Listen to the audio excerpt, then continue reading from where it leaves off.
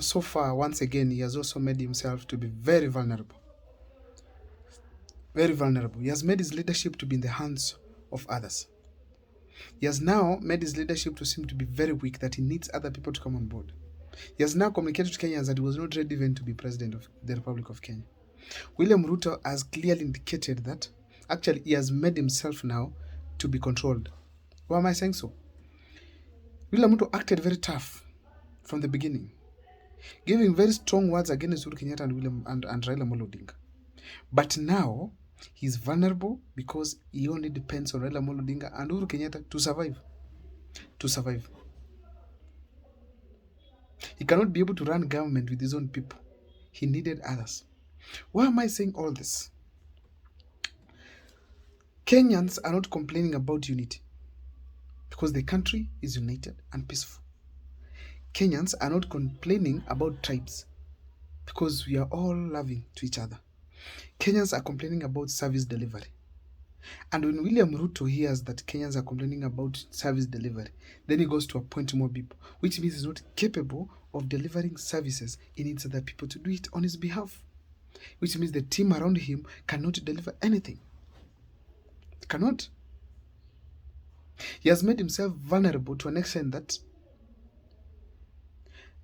including the intelligence which is under Uhuru Kenyatta's friend, Nordin Haji. Including that. One of the most trusted cabinet secretaries of Uhuru Kenyatta sitting right in the cabinet. That is Monica Juma. And what does that mean? William Ruto either never broke up with Uhuru Kenyatta, as we saw in media and other things, or William Ruto underrated Uhuru Kenyatta. Underrated Uhuru Kenyatta.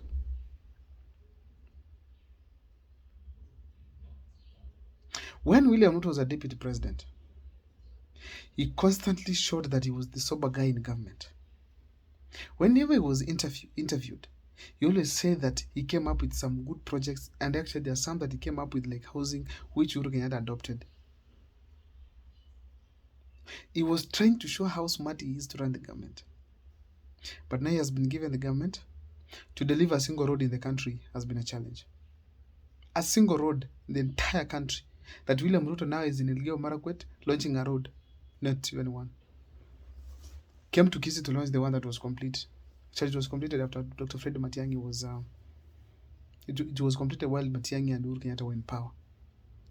So William Ruto has made himself vulnerable. Even if it comes to the 2027 general elections, William Ruto will expect Uhuru Kenyatta to campaign for him or endorse him, Raila Amolo Odinga to endorse him, their lieutenants to go to the ground and campaign for him, and deliver the presidency to them. To him, I mean. Or to them, the UDA people. That is how vulnerable William Ruto has made himself. That is how stressful it is for William Ruto.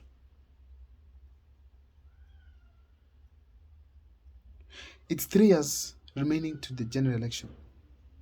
Let me say actually it's 2, because the final year it's campaigns right, left and center.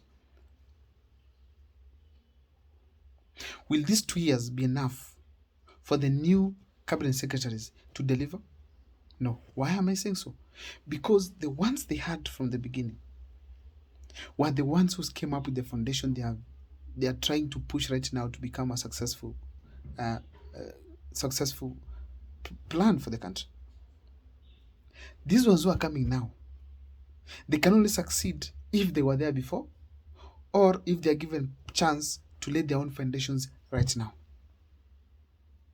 And if they fail these people to deliver, that means Kenyans are going to reject them completely with William Ruto, making William Ruto much more vulnerable. Let me give you an example here. John Mbadi Ng'ong'o had so many ideas in mind to go and change within the treasury. And most Kenyans felt like this is the technocrat that we brought in power for the first time. So he got to that seat, but the moment he started there, the only thing that was ringing in his mind, it is taxes, how to collect taxes. Up to now, Mbadi is just introducing taxes in the National Assembly, here and there. Which means his good ideas he had while in opposition disappeared. The moment you go to William Ruto, he started dancing to the tune of the William Ruto team, meaning it's simply a continuation of the same things by different people. Therefore, going to deliver in 2027, before 2027, it will be a big challenge. A big challenge. Unless right now they're just stealing, and that money is not that it's not there. Then now towards 2027, they leave the money, they stop stealing. But if that's not the case, these gentlemen and women, if you circle them out, they are not able to deliver for William Ruto to come 2027. Another case, it is the Mlima. We told guys that the moment we pitch Rigathi Gachagua, bringing someone else from Mlima, it will sound clearly that this is betrayal. The other one will not get the support of the electorate, of the people of the mountain, because it shall have benefited from the fall of their brother. People thought we were joking. It was seen an aim where we expected Kithure Kindiki to be cheered, but it was the opposite. The opposite. Which means it is clear that appointing the people that Uhuru Kenyatta gave him, still it will not impact positively in William Ruto's support. They will simply sink with the rest.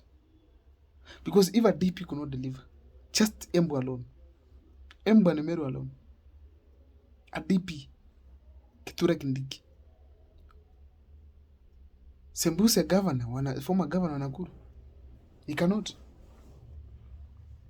Gachagua is constantly working to ensure that he destroys William Ruto, and he comes up with a party that's going to pull the crowds.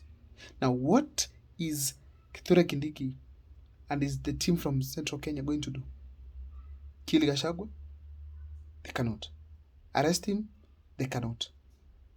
Counter him on the ground? None has those powers. None. Especially any of the people. None has those powers. There's no one from the mountain has the powers to challenge Rigathi Gachagua as we speak today, because all of them who come in support of William Ruto, they are seen as traitors.